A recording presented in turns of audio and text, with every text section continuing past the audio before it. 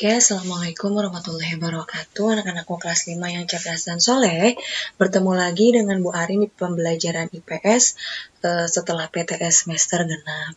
Nah, anak-anakku, setelah PTS kita akan memasuki bab terakhir materi di IPS di kelas 5. Artinya setelah materi ini, kita siap-siap untuk PAT atau penilaian akhir tahun gitu ya, dimana anak-anak akan semuanya naik kelas. Nah, begitu ya.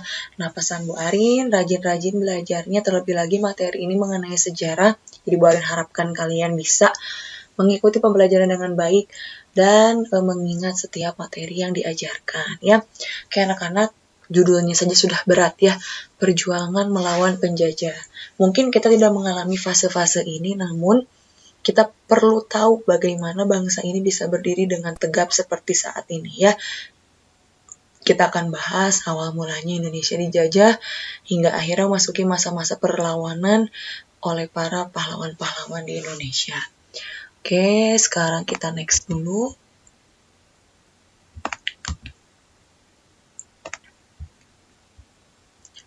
Oke, kita next dulu ke slide berikutnya. Nah, jadi akan ada 4 materi awal ya yang akan kita bahas. Ini akan dibahas 2 minggu ke depan begitu ya. Yang pertama tentang penyebab terjadinya penjajahan, lalu penjajahan oleh bangsa Eropa, di mana di sini nanti akan Bu Arin jelaskan ada dari penjajahan yang dilakukan oleh Portugis, Spanyol, Inggris, Belanda gitu ya. Lalu perlawanan rakyat terhadap penjajahan dan organisasi pergerakan nasional. Setelah itu nanti akan ada lagi 4 materi setelahnya. Namun 4 materi ini inti dulu, nanti akan ulangan baru ulangan yang kedua begitu ya, karena cukup banyak materinya. Oke, kita lanjutkan. Nah, ini Bu Arin mengutip sebuah quotes dari Insinyur Soekarno ya, Presiden pertama Republik Indonesia. Perjuanganku lebih mudah karena mengusir penjajah, tapi perjuanganmu akan lebih sulit karena melawan bangsamu sendiri. Ini maknanya dalam banget anak-anak ya. Nanti kita akan bahas gitu ya, apa sih maksud dari quotes yang diberikan gitu atau diucapkan oleh Insinyur Soekarno di Zoom ya. Jadi anak-anak ini hanya sebatas pengantar biar kalian gak blank tentang materi. Kalian wajib ikutan Zoom pembelajarannya. Jangan malas ya. Oke, nah kenapa sih Indonesia itu bisa dijajah? Mengapa? Why? Gitu ya. Nah, jadi anak-anak pada masa lalu itu Indonesia itu belum seperti saat ini tahu kalau dari Pulau Sumatera ke Pulau Jawa itu adalah Indonesia. Mereka tuh nggak tahu karena ya terbatas informasi, belum ada komunikasi yang canggih, belum ada transportasi yang memadai, sehingga ya taunya daerah situ-situ aja gitu anak-anak ya. Jadi rasa persatuan dan kesatuan itu masih jauh pada zaman abad ke-15 ini begitu ya. Karena serba terbatas ya, mereka hidup hanya sebatas tahu lingkungan mereka, udah gitu ya. Lalu Indonesia ini sangat dikenal oleh sumber daya alamnya yang sangat banyak gitu ya, sangat melimpah, sehingga Indonesia ini menjadi tujuan bangsa-bangsa yang sudah maju gitu ya, ilmu pengetahuannya sudah lebih dulu bangkit gitu ya, kemudian banyak ilmuwan terkenal begitu ya. Kalau misalnya kita harus bahas ilmuwan terkenal dari bangsa Eropa ya banyak gitu ya. Itu yang menyebabkan bangsa Eropa ini dia berkeliling dunia mencari dan ingin menguasai gitu ya negara-negara yang dianggap bisa dijadikan tempat baru mereka untuk mencari mata pencaharian atau sumber daya gitu ya. Oke, dilanjutkan. Nah, jadi ada penyebab terjadi penjajahan di Indonesia. Yang pertama, itu ada faktor pendorong yang dibagi lagi menjadi 4 ya. Nah, ya ngomong-ngomong ini anak-anak, di sini ada gambar. Nah, ini adalah tokoh yang namanya penemu teori heliosentris, atau di mana matahari itu adalah pusat dari tata surya. Beliau adalah Nicolaus Copernicus begitu ya, seorang bapak astronomi. Jadi disebutnya bapak astronomi modern begitu, karena beliau ini mematahkan teori geosentris atau bumi sebagai pusat tata surya, yang betul adalah heliosentris seperti itu.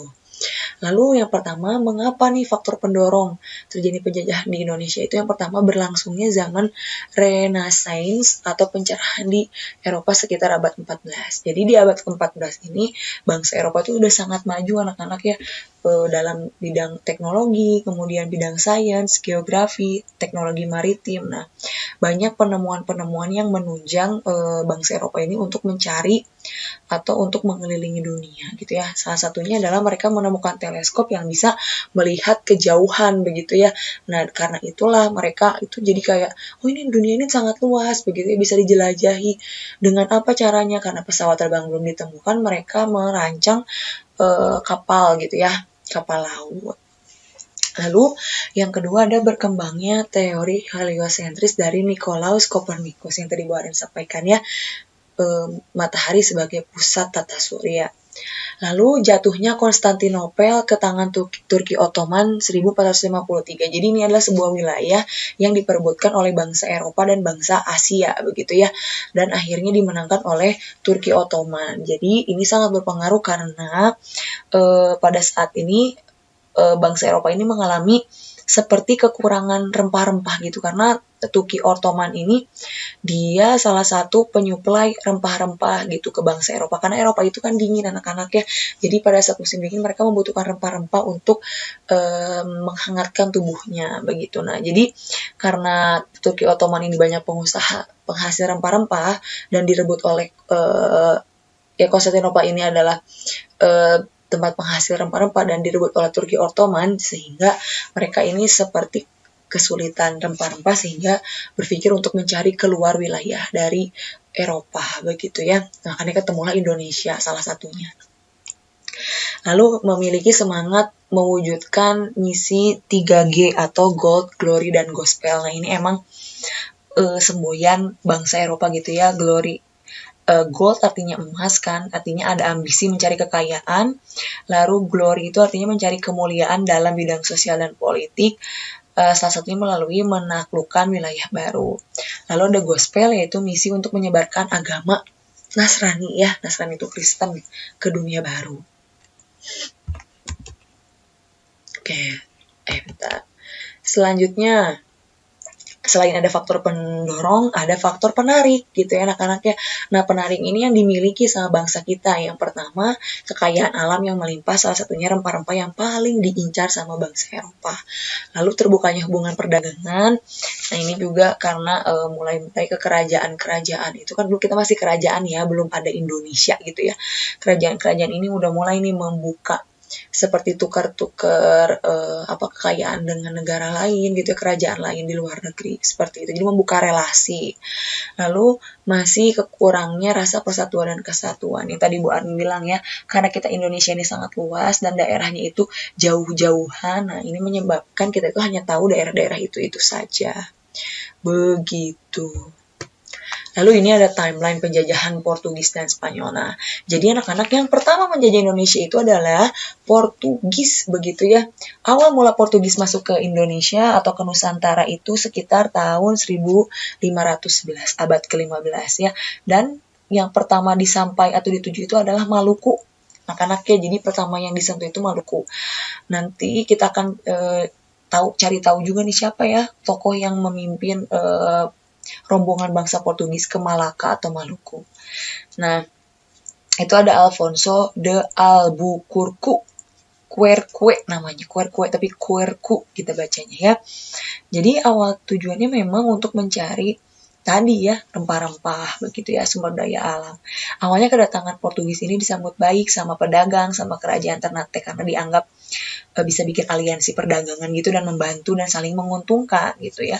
Namun lama-kelamaan anak-anak ya sekitar tahun 1521 ketika Spanyol tiba di Maluku ini terjadi perpecahan antara Spanyol dengan Portugis. Jadi mereka itu saling berebut untuk menguasai Maluku begitu ya. Lalu di 1522 ini Portugal membentuk aliansi dengan kerajaan Ternate. Jadi semacam kayak udahlah pilih pihak Portugis saja gitu ya. Mohon maaf ini salah ya, harusnya Portugis saja gitu, jangan berpihak terhadap Spanyol gitu lah, jadi kayak bentuk koalisi begitu. Lalu di 1533 kerajaan Ternate ini mulai 1533 itu mulai melawan anak-anaknya karena ternyata Portugis ini memiliki niat yang buruk terhadap Maluku, begitu ya, kerajaan Ternate ini. Jadi mereka ini udah mulai mau menguasai, kelihatan gitu anak-anaknya bahwa niatnya tidak baik. Dan diusir pula oleh Sultan Hairun. Sultan Hairun ini anak-anak ya dibunuh gitu ya oleh Portugis gitu ya. Jadi makinlah bangsa atau warga Ternate ini marah sekali terhadap bangsa Portugis. Lalu 1534 Spanyol meninggalkan Tidore berdasarkan Perjanjian Saragossa. Perjanjian Saragossa ini adalah perjanjian yang dibuat antara Spanyol dan Portugis gitu ya. Karena mereka ingin bersaing keduanya menguasai Maluku, rempah-rempah di Maluku. Namun karena ada kesepakatan ini, ada perjanjian ini, salah satu harus pergi. Nanti kita bahas next slide ya. Lalu di 1575 Portugis diusir oleh Sultan Baabullah. Jadi Baabullah ini mengganti Sultan Hairun ya. Karena Sultan Hairun meninggal sehingga Sultan Baabullah inilah yang memimpin dan mengusir Portugis dari kerajaan Maluku. Begitu ya. Nah, sampai sini dulu. Ini dilewat ya. Nah, ini singkatnya tentang penjajahan Portugis dan Spanyol. Jadi tadi isi perjanjian Saragossa itu Spanyol harus meninggalkan Maluku dan melakukan perdagangan di Filipina, sementara Portugis tetap tinggal di Maluku. Namun kan akhirnya Portugis juga dipukul mundur oleh bangsa atau kaum warga Ternate. Dan ini adalah Alfonso de Albuquerque ini pemimpin rombongan bangsa Portugis ke Malaka yang menemukan rute ke Maluku juga begitu ya. Jadi ini yang mimpin Portugis awal mulanya ya tahun 1511 tadi ya. Lalu ini gambar Sultan Baabullah yang berhasil memukul mundur bangsa Portugis begitu ya. Karena beliau sudah sangat kesal begitu ya, sangat jengah gitu terhadap bangsa Portugis ini yang mulai berlaku sewenang-wenang terhadap kerajaan Maluku begitu, apalagi ditambah membunuh Sultan Hairun begitu. Nah, ini anak-anak materi pertama ya untuk IPS mengenai penjajahan atau perlawanan bangsa Indonesia terhadap penjajah.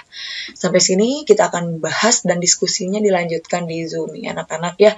Terima kasih atas perhatiannya. Wassalamualaikum warahmatullahi wabarakatuh.